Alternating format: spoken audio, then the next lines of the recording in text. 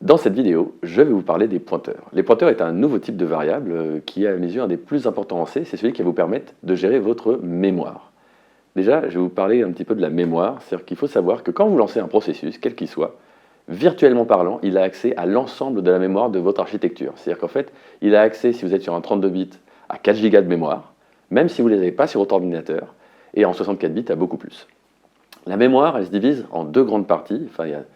En gros, on parle souvent, vous allez voir, vous avez déjà entendu parler de la stack, qui est en fait le haut de la mémoire, donc c'est le haut des adresses, c'est-à-dire que la stack descend par des adresses les plus hautes de votre mémoire virtuelle et descend, et vous avez la heap, que vous verrez plus tard, qui lui part du bas des adresses d'en bas et qui remonte.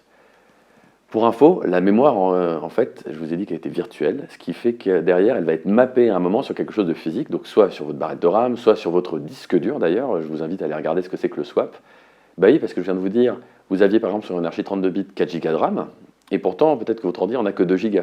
Donc il y a un moment où au final il y a quelque chose qui va aller mapper ces 4 Go virtuels vers du physique. Et même le problème c'est que si vous essayez de prendre 4 Go alors que en physique vous n'avez plus du tout de place ni sur vos disques durs ni sur votre mémoire, votre programme va exploser, ça c'est le rôle du système de gérer ça. Un autre point important aussi à comprendre, c'est que deux processus qui vont se lancer vont donc, vu que c'est de la mémoire virtuelle, vont avoir, virtuellement parlant, les mêmes adresses. Et donc, vous ne soyez pas surpris de retrouver dans deux programmes lancés l'un à côté de l'autre, d'avoir exactement les mêmes adresses. C'est normal, c'est parce qu'en fait, virtuellement parlant, c'est les mêmes adresses, mais physiquement parlant, il y a quelque chose, donc le MMU, qui va s'amuser à les mettre au bon endroit dans votre ordinateur. Donc, les pointeurs, à la fin, ça va être l'outil qui va vous permettre de récupérer justement l'adresse d'une variable et de pouvoir après y accéder et l'utiliser. Vous allez voir, c'est hyper utile.